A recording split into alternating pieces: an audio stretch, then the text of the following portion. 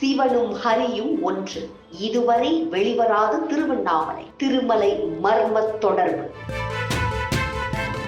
தமிழ் மாதங்கள் பொறுத்தவரையில் ஒவ்வொரு மாதமும் ஒவ்வொரு விதமான சிறப்புகளை கொண்டது. அதற்கு ஏற்றாற் போன்று தமிழகத்திலும் ஒவ்வொரு மாதமும் ஒவ்வொரு சிறப்பு விழாக்கள் கொண்டாடப்படுவது வழக்கமான ஒன்று. அந்த வகையில் உலகில் மிகவும் பிரசித்தி பெற்ற விழாவாக தீபத்துடன் கொண்டாடப்படும் ஒரு மாதம் கார்த்திகை மாதம். இந்த மாதத்தில் தமிழகத்திலேயே சுமார் 25 ஏக்கர் பரப்பளவில் 9 கோபுரங்களையும் 6 பிரகாரங்களையும் 142 சந்நிதிகளையும் 36 மடங்களையும் உள்ளடக்கிய திருக்கோவிலான திருவண்ணாமலை அருணாச்சலேஸ்வரர் கோவில் மிகப்பெரிய கோவில்களில் ஒன்று. மேலும் இக்கோயிலில் திருக்கார்த்திகை தீபம் கோலாகலமாக ஏற்றப்பட்டு 11 நாட்கள் கொண்டாடப்படும். அந்த வகையில் இந்த வருடத்திற்கான திருக்கார்த்திகை தீபத்தின் கொடியேற்றம் கடந்த நவம்பர் மாதம் 17ஆம் தேதி 64 அடி தங்க கொடிமரத்தில் கொடியேற்றத்துடன் தொடங்கப்பட்டது. இதனைத் தொடர்ந்து 10 நாட்கள் இந்த விழா கொண்டாடப்பட்டு 11ஆவது நாள் அதிகாலை அண்ணாமலையார் கருவறை முன்பு 4 மணிக்கு பரணி தீபமும், அதனைத் தொடர்ந்து அன்று மாலையே 2668 அடி உயரம் கொண்ட மலையின் மீது மகா தீபமும் ஏற்றப்பட்டது. அதனைத் தொடர்ந்து அடுத்த 11 நாட்கள் அண்ணாமலையார் ஜோதி பிழம்பாய் தீப மலை மீது பக்தர்களுக்கு காட்சியளிப்பார் என்பது நம்பிக்கையாக கூறப்பட்டு பக்தர்களால் வழிபட்டு வரப்படுகிறது. அதோடு இந்த மகா தீபத்திற்காகவே மகாதீப கொப்பரையில் 4500 கிலோ நெய்யும் 1000 மீட்டர் காடா துணி திரியாகவும் பயன்படுத்தப்படுகிறது. இதிலும் சில பக்தர்கள் தங்களது காணிக்கைகளை மகா தீபத்திற்கு நெய் வழங்கி செலுத்தி வருவார்கள். இந்த மகா தீபத்தை காண்பதற்கு கோடான கோடி மக்கள் பல மாநிலங்களில் இருந்தும் வந்து தரிசித்து செல்வார்கள். இதற்காகவே பேருந்து வசதிகள், ரயில் வசதிகள் என அனைத்தும் முன்கூட்டியே ஏற்பாடு செய்யப்பட்டிருக்கும். மேலும் ஜோதி வடிவமாக கடவுளை பார்ப்பதே ஒரு அற்புதமான காட்சி.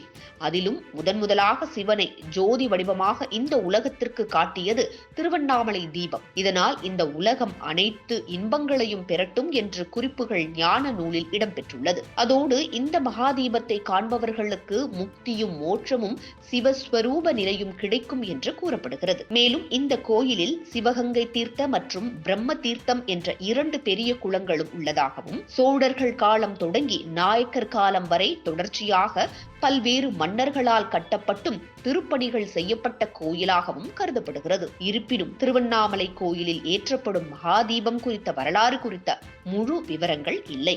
எனினும் தமிழகத்தை ஆண்ட அனைத்து மன்னர்களாலும் இந்த கோயிலின் மகாதீப விழா பிரம்மாண்டமாக நடைபெற்றுள்ளது என்ற தகவலை குறிக்கும் கல்வெட்டுகள் மற்றும் உள்ளதாக கூறப்படுகிறது. அதோடு அக்காலம் தொட்டு இக்காலம் வரை திருவண்ணாமலை அருணாச்சலேஸ்வர தீப விழா என்பது மிகவும் பிரசித்தி பெற்றது. அக்னிஸ்தலம் என்று கூறப்படுகின்ற அருணாச்சலேஸ்வரர் கோயிலில் தீபம் ஏற்றுவது பல நன்மைகளை தரக்கூடியது. இந்த நிலையில் தீபம் ஏற்றி முடிந்த பிறகு அந்த தீபத்தில் சேகரிக்கப்பட்டிருக்கும் மைகள் எங்கு செல்கிறது என்ற தகவலை துறவி ஒருவர் கூறியிருக்கிறார். அதாவது திருவண்ணாமலை அருணாச்சலேஸ்வரர் கோயிலில் ஏற்றப்படும் தீபத்திலிருந்து கிடைக்கும் மையானது முதலில் வைகுண்ட ஏகாதேசி அன்று திருப்பதியில் பெருமாளுக்கு சாத்தப்படுவதாக ஒரு துறவி இதுவரை வெளிவராத தகவலை கொடுத்து வீடியோ இணையத்தில் தற்போது வைரலாகி வருகிறது.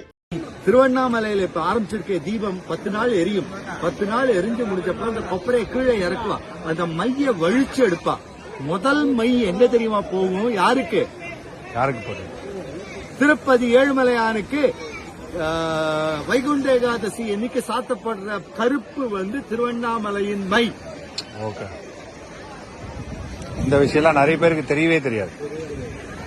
இது உண்மையான விஷயம். நானும் சில இடத்துல அந்த மை எங்கிருந்து வருதுன்ற விஷயம் நிறைய பேர் கன்ஃபியூஷனாவே இருந்தாங்க. ஆனா மை பூசுறது உண்மை. வைகுண்ட ஏகாதசி உண்மை. திருவண்ணாமலையில இருந்தா திருவண்ணாமலை ஈசனின் ஜோதி மை திருமலையில் இருக்கும் பெருமாளுக்கு செல்வது பற்றிய தகவல் தற்போது இணையத்தில் வைரலாகி வருகிறது.